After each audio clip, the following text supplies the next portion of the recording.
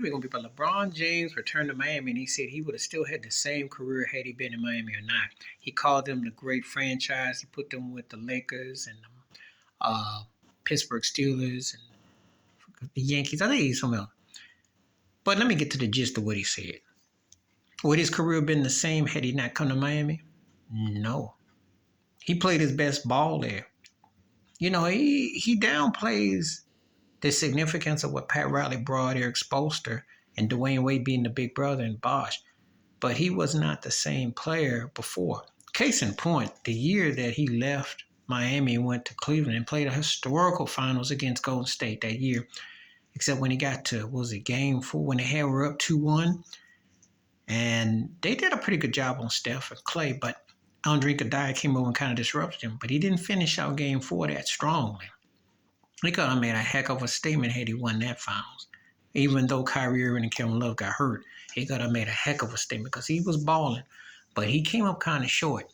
So when he takes these little side shots at Miami, it cracks me up because I know better. How you going to say that it would have been the same when you were a 2-time champion and a 2-time runner-up in Miami in 4 years? 2-time league MVP, then a 2-time runner-up as an MVP.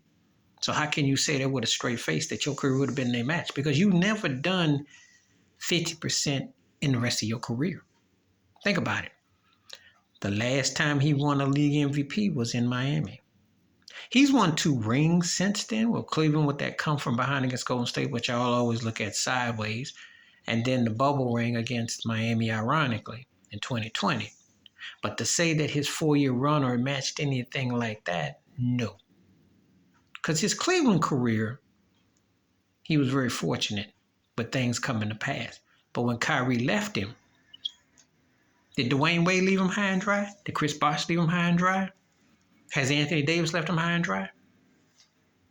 Now, so I have a strong, you wrong for this one, yo, because in Miami, you had stability. You haven't really had that. You had things fall in line, Cleveland, things fall in line with the Lakers for them run, but you can't compare because you have not back-to-back won a chip. You back-to-back in Miami. You went to 4 straight finals. You did multiple finals in Cleveland, but you won 1 ring. And then your sidekick bounced on you.